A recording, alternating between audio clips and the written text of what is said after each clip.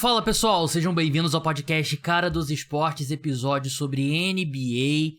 No programa de hoje, programa solo, falarei sobre alguns tópicos envolvendo a liga, como por exemplo a Copa NBA, que começa nessa terça-feira. Não tem muito o que prever, só registrar até algumas opiniões sobre a Copa NBA, que não vou dar spoiler o que eu acho dessa tentativa da NBA.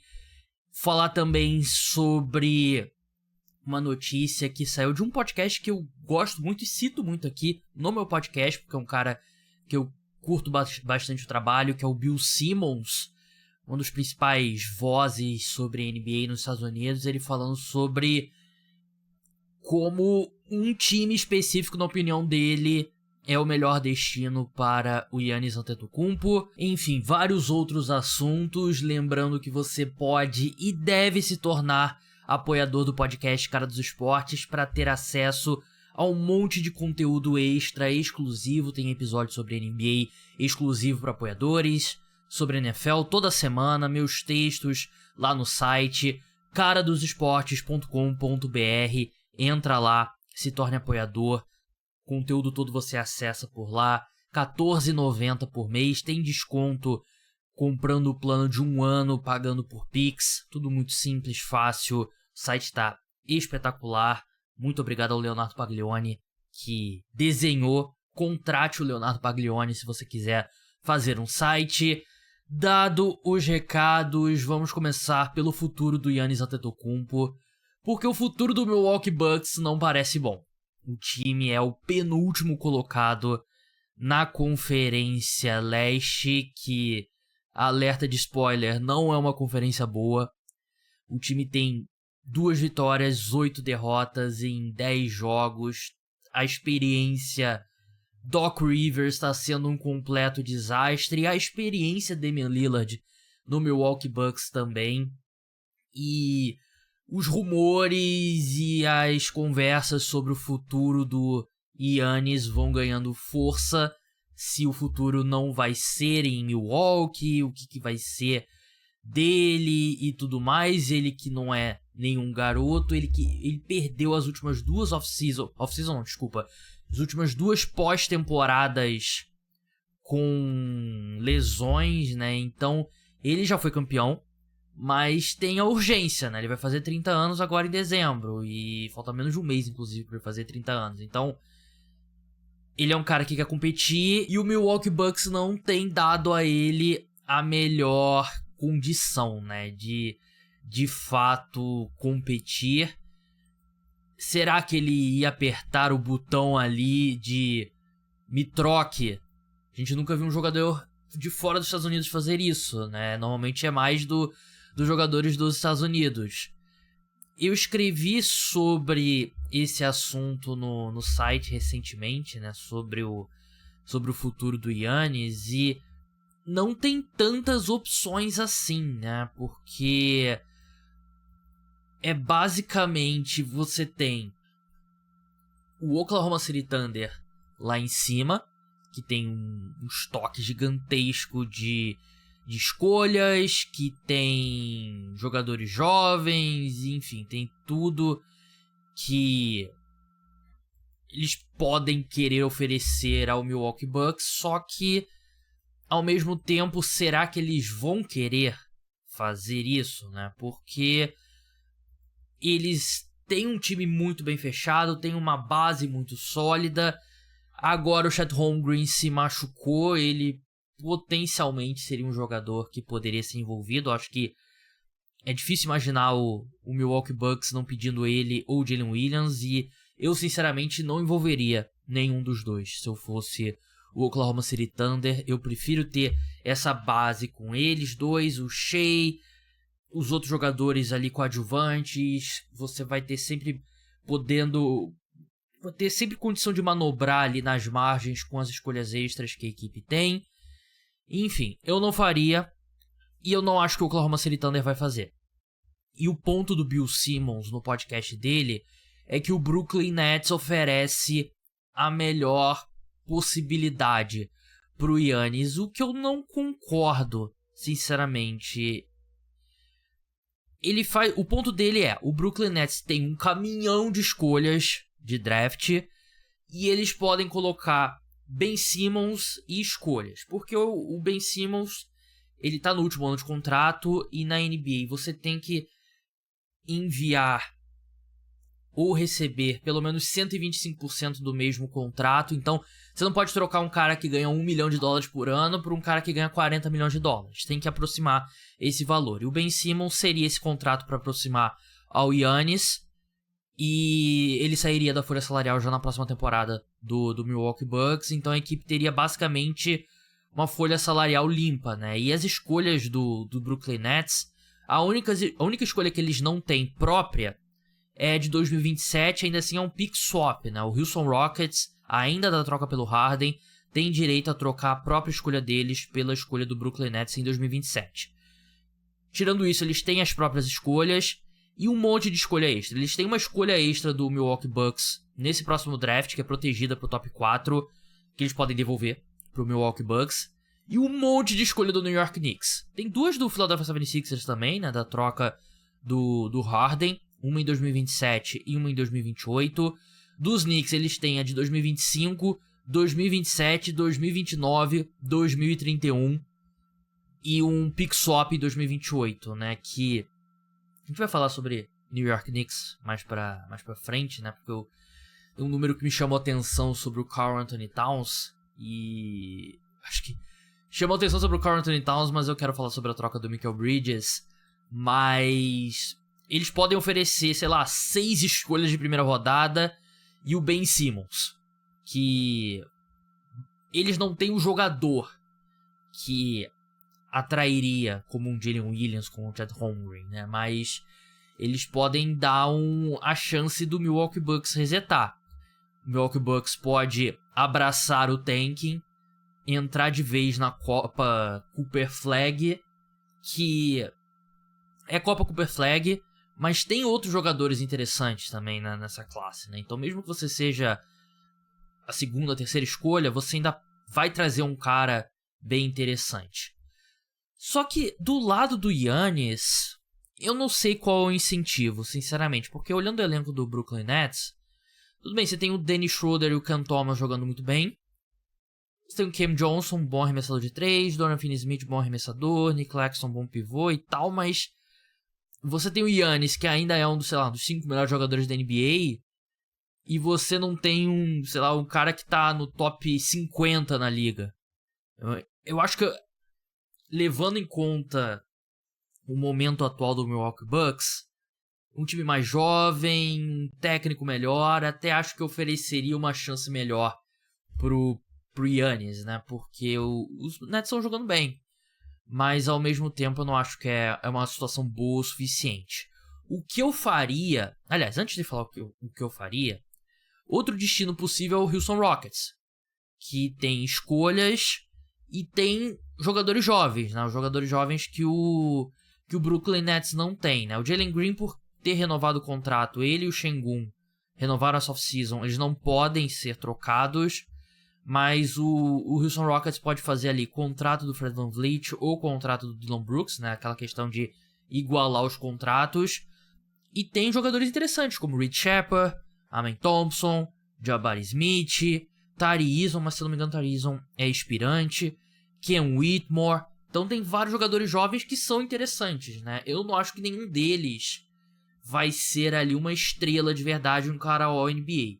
Mas é legal você fazer uma troca e receber algo concreto de volta, né? Então, os Rockets podem fazer uma boa proposta e teriam um time melhor, teoricamente, né? Porque você ainda teria ali, sei lá, uma combinação de Giannis, Jalen Green, Şengün. Se o Jabari Smith não for o Jabari Smith, quem sobrar, né, de Jabari Smith, Reed Shepard, Amen Thompson, Tari Eason e tal, acho que seria um time interessante, mas eu também não sei se o Houston Rockets quer apertar o pé no acelerador nesse processo de reconstrução e nem sei se deveria.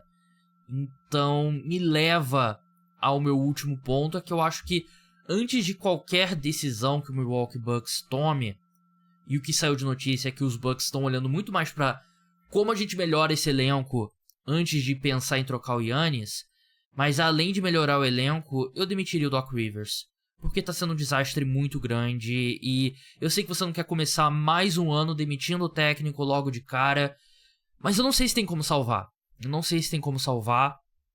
E eu acho que é um pensamento justo se os Bucks estiverem pensando, não vamos mudar de técnico de novo, vamos mudar esse elenco antes disso. Vamos tentar trazer alguns jogadores mais atléticos e tal. De repente, alguém que consiga defender ali do lado do Damian Lillard. Mas é difícil pra mim. Eu acho que pode ser que o Milwaukee Bucks chegue à conclusão de que não tem como salvar. Eles foram campeões, tentaram, mas o Brook Lopez envelheceu, o Chris Middleton envelheceu. Eles fizeram uma troca que não deu certo do Damian Lillard. Vamos começar uma reconstrução. O Giannis ainda tem muito valor. Eu citei aqui o tipo de coisa que ele pode receber, o tipo de oferta que os Bucks podem receber. Mas eu não acredito que o Giannis vai ser trocado no meio da temporada. Eu acho que se acontecer, vai ser uma coisa de off-season. E eu acho que antes de você explorar, trocar o segundo maior, talvez o maior jogador da história da franquia, né? O Kareem, ele jogou metade da carreira nos Bucks, metade da carreira nos Lakers, né? Então acho que dá pra ter uma discussão como jogador o Kareem é melhor, mas o Giannis tem mais tempo de casa. Enfim, um dos dois melhores jogadores da história da franquia. Eu acho que você tem que demitir o técnico primeiro, porque o Doc Rivers tá sendo um desastre e tá sendo muito pior do que o cara que ele substituiu, né? Que é o AJ Griffin. Sobre o New York Knicks que no momento dessa gravação tá na 5ª colocação. 4 vitórias, 5 derrotas e é um time que tá se encontrando. A gente sabia que ia ser um processo, tá? Tem 2 titulares novos e eu olhei um número que me chocou. Não me chocou, porque eu conheço o Karl Anthony Towns de outros carnavais, né? Mas um número do Tim Bontemps. Quando o Karl Anthony Towns tá marcando um oponente ali na área restrita, né, do garrafão, os oponentes acertaram 32 de 35 arremessos, que dá 91%. Que é absurdo. É um número absurdamente péssimo, né? Mas a gente sabe que o Towns não é um bom defensor. E leva ao meu ponto de, antes da temporada começar, depois que a troca foi feita, que eu acredito que os Knicks vão ter ali como titular, quinteto titular, quando todo mundo estiver saudável, o Mitchell Robinson como pivô e o Karl Anthony Towns como ala pivô. Porque defensivamente o Towns, ele não tá segurando as pontas, né? Ofensivamente ele tá fazendo uma temporada muito boa. 24 pontos por jogo, 12 rebotes, que é um número muito bom também. Tá arremessando muito bem de 3, 53%, que é um número que vai cair, mas ainda é um aproveitamento muito bom. Ofensivamente ele tá sendo muito bom. Só que eu acho que a gente... Talvez não que o Mitchell Robinson seja titular. E mesmo que ele seja, ele vai jogar 20, 25 minutos. 30 minutos, talvez. Dependendo do matchup. Mas os Knicks precisam dessa opção de proteção de aro. Mas a troca do Karl Anthony Towns eu acho que é uma troca extremamente defensável. E acho que valeu a aposta dos Knicks. É muito cedo pra falar o que eu vou falar agora. Mas a troca pelo Mikal Bridges, eu ainda acho que tá longe do encaixe que os Knicks querem, eventualmente imaginavam que teria quando fez essa troca, né? Porque vocês ouviram eu falar sobre as escolhas que o Brooklyn Nets tem da troca pelo Mikal Bridges, né? São 2, 3, 4 escolhas. É muita escolha. E aí você olha os números do Mikal Bridges, 15 pontos por jogo, tá arremessando 13 vezes por partida. Ele é um cara que, quando ele chegou no Brooklyn Nets, depois que ele foi trocado pelo Kevin Durant, ele teve uma sequência ali de 27 jogos, arremessando 18 vezes por partida e teve 26 pontos por jogo. Só que agora ele tá jogando como o role player que ele era no Phoenix Suns, né? Só que os Knicks pagaram preço de All-NBA. O que a gente sabia que o Mikal Bridges não seria, né? Ele é um jogador muito bom. Mas os Knicks pagaram muito caro porque queriam... Primeiro você quer tirar do Nets, que é um rival, e então você tem que pagar um preço maior. Tem toda a questão lá do... vamos botar todo mundo de Vila Nova junto e tal. Só que eu não tenho gostado da forma como ele tem sido usado. Não acho que ele vem jogando bem, não tá arremessando bem. E... não... É muito cedo, 9 jogos ainda. Tem muito jogo pela frente. Mas eu acho que ele deveria ser uma opção mais usada ofensiva. Eu sei que tem o Brunson, sei que tem o Karl Anthony Towns, que são jogadores mais polidos ofensivamente que o Mikal Bridges, mas a gente já viu o Bridges fazer mais do que ele vem fazendo. Então, esse início de temporada não tenho gostado muito do encaixe do Mikal Bridges com o New York Knicks. E voltando sobre a situação do Giannis, né, que eu anotei aqui, esqueci de falar. Warriors e Miami não tem o suficiente. Acho que o Heat e o Warriors não tem o suficiente para fazer uma oferta justa. Se o Bucks aceitar alguma coisa desses dois times, vai ser uma oferta por um valor muito abaixo do que o Giannis deveria valer. Então, eu sei que os torcedores se animam, né, desses dois times. Principalmente o Miami Heat tá entrando naquele território do Los Angeles Lakers de acreditar no direito divino de ter bons jogadores, mas não é assim que a coisa funciona. Não acho que o Heat tem condições de trazer o Giannis. Sobre a lesão do Chet, que eu citei ali brevemente, ele sofreu uma fratura pélvica ali no quadril e vai ficar até 10 semanas fora, então basicamente aí pós All-Star, com certeza que a gente vai ver o Chet Holmgren. Quer dizer, pelo menos depois do All-Star. E é um desfalque bem significativo, né? Porque a gente viu o Thunder jogando hoje com line-up com jogadores de tudo de 2 metros de altura menos, né? Ontem, né? Desculpa. Não hoje. Contra o Los Angeles Clippers tá jogando nesse momento. O Hartenstein tá machucado ainda. Ele deve demorar pelo menos umas 2 semanas ainda pra voltar. E aí a equipe tava com aquele line-up que o torcedor do Thunder lembra bastante, né? Que tinha épocas do outro Jalen Williams, né? Como pivô. A equipe começou jogando hoje com Shai Gilgeous-Alexander, Isaiah Joe, Aaron Wiggins, Lu Dort e Jalen Williams, né? O jogador mais alto nesse quinteto é o Jalen Williams, que tem 6'5", que é 1,95 m, eu acho. Nenhum jogador com mais de 2 metros de altura. E o Thunder tá ganhando o jogo. O Thunder tá ganhando 78-61 no momento da gravação. Esse time tá acostumado a jogar assim. Mesmo com o Chet, continuava sendo um time que não era um bom pegando rebotes. Mas é algo que pode ser a diferença entre ter a seed 1 ou ter a seed 3, né? Apesar de eu achar que o Thunder vai conseguir superar esse período. Mas o Chet vinha jogando muito bem. Tava caminhando para ser All-Star, potencialmente. É um baita desfalque, dá uma esfriada numa evolução clara que era do Chet Holmgren em relação à última temporada. Denver Nuggets. Fizemos podcast aqui, eu e o Guilherme Taniguchi. A gente chegou à conclusão de que a gente tava falando do Denver Nuggets e do Milwaukee Bucks, e que o Denver Nuggets era o time que tinha mais condições de se recuperar. E é o que tá acontecendo, né? O Denver Nuggets, 7 vitórias, 3 derrotas, vem de 5 vitórias consecutivas, já é o 4º colocado na Conferência Oeste. E o Nikola Jokic, acho que dá pra fazer um bom argumento que tá tendo os melhores números da carreira. Ele vem de 3 MVPs nas últimas 4 temporadas. E ele tem 29 pontos por jogo, que é a maior média dele da carreira. 11 assistências por jogo, maior média dele na carreira. 13,7 rebotes por jogo, maior média da carreira também. Tudo bem que são 38 minutos por partida, que também é de longe a maior minutagem dele. Ele jogou 34 minutos por partida. Mas os Nuggets precisam dele. E ele elevou mais uma vez o nível, né? O Jokic é incrível.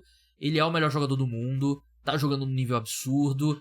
E ao redor dele, a gente começa a ver os jovens ali jogando melhor, né? Por exemplo, o Julian Stroughter começa a dar alguns flashes. O Christian Braun, que tem sido titular e tem jogado bem. É um cara também que dá alguns sinais interessantes. E Peyton Watson, né? Até que tem sido titular com a lesão do Aaron Gordon, então é um sinal ali de... É o que a gente falava no podcast, né? Os Nuggets precisavam que as peças que estavam lá dentro jogassem melhor. E elas estão jogando. O Westbrook jogou mal nos últimos 2 jogos, teve uma partida de 29 e outra de 21 pontos em seguida. Então é um time... Assim, o medo é você conseguir sustentar ao longo do ano essa pressão tão grande em cima do Jokic, né? Que tem sido um jogador muito durável na carreira dele, né? Mas ainda assim é um peso, um cara que não é garoto, tem 29 anos mas o Michael Malone encontrou ali uma forma, e sem o Aaron Gordon recentemente, né? O Peyton Watson entrou muito bem nesse papel.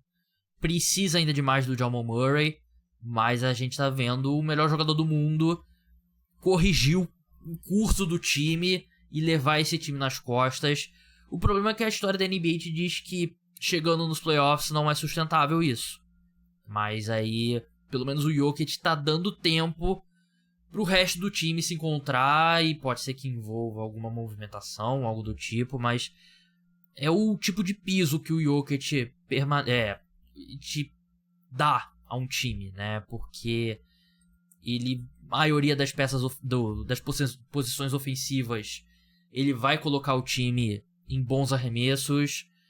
Defensivamente ele é um jogador inteligente, que sabe estar no lugar certo na hora certa. Acho que ele não é esse defensor péssimo que ele foi em alguns momentos da carreira, e tem alguns números avançados que mostram um defensor melhor do que ele realmente é.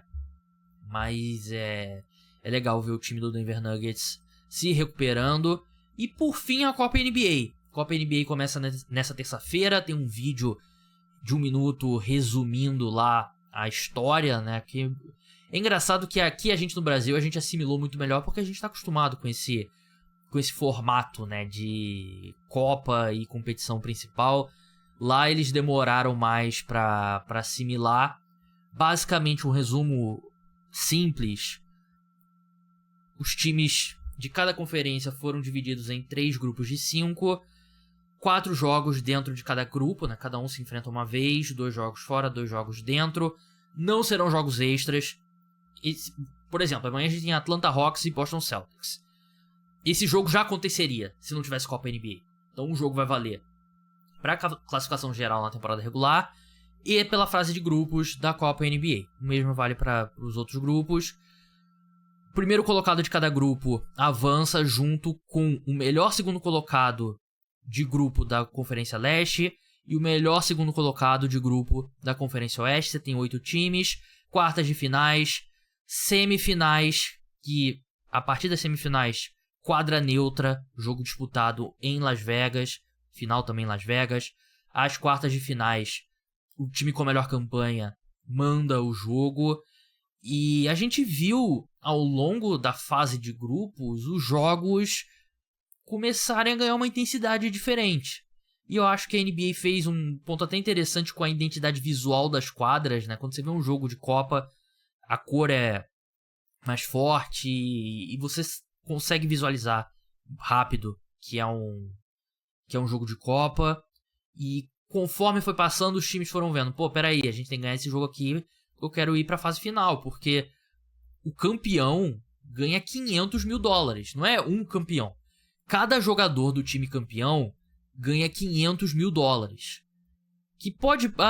os jogadores são milionários, pra eles não é nada. Cara, $500 mil é metade do salário mínimo da NBA. O salário mínimo da NBA é $1.157.000 por temporada. $500 mil é o bônus, né, pros jogadores do time campeão, né? Cada um deles, né? O finalista, $200 mil pra cada. Time que perde na semifinal, $100 mil pra cada. Time que perde nas quartas, $50 mil pra cada. Pode não parecer muito por conta disso dos jogadores, né? Mas, assim, pro LeBron é troco.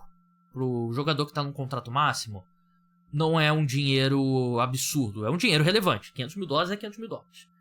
Só que a gente viu o LeBron batendo nessa tecla muitas vezes, que ele queria ganhar pra ajudar os jogadores do time dele, que muitos deles ali, pô, o cara do primeiro contrato nunca recebeu um dinheiro desse ainda, né? E, pô, imagina você ganhar metade do que você receberia em salário no ano inteiro por uma competição, né? Então, conseguiu engajar os jogadores por essa questão financeira.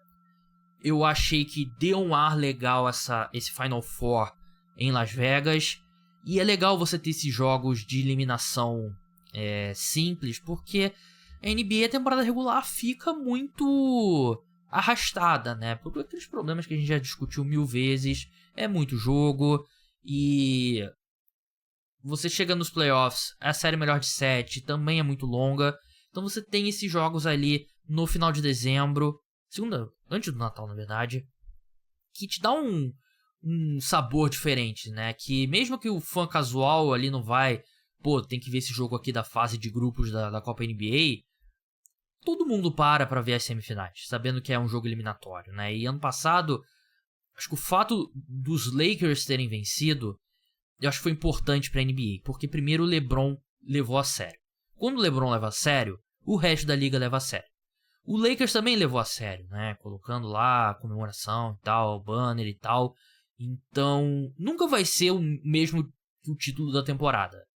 Mas é uma competição e você vai querer vencer, né? E quem sabe daqui a 30, 40 anos, a gente veja como a Copa do Brasil aqui no Brasil, como as Copas que existem nos times nos torneios de futebol, né? Inglaterra, tem a FA Cup e tal, não sei o quê. Mas eu acho que é uma decisão correta. Não resolve o problema maior, que é a temporada regular muito longa, mas ajuda. Eu acho que ajuda a criar um pouco de interesse nessa fase do ano que é meio morta. Não tem como esconder, né? Que é uma fase meio morta, e agora a NFL, com jogos no dia de Natal, tiraram uma data importantíssima da NBA, né? Que era a rodada do dia 25. A NFL tomou um gosto por essa data e ferrou a NBA. Vai ter Kansas City Chiefs e Steelers, Ravens e Texans, né? No dia 25, né? Que é uma quarta-feira. A NBA tá ferrada, porque aqui no Brasil a NBA é muito maior. A popularidade da NBA é muito maior. Nos Estados Unidos não se compara. É mais do que o dobro, talvez o triplo, talvez mais até. É NFL lá em cima. Se você pega beisebol e basquete embaixo, não dá a audiência da NFL. Então a NFL decidiu botar jogo no dia de Natal, a NBA se ferrou. Então, tô sendo realista aqui, gente. Não é, eu amo as duas igual, mas eu tô sendo realista. Então, vamos ver. Eu tô animado, quero ver os jogos amanhã. Tô animado e espero que vocês estejam também. Pessoal, muito obrigado a todos que escutaram. O podcast Cara dos Esportes de NBA volta na quinta-feira com um episódio exclusivo para apoiadores. Não deixem de se tornar apoiador, é vital para manter o podcast Cara dos Esportes no ar. Um grande abraço, tchau.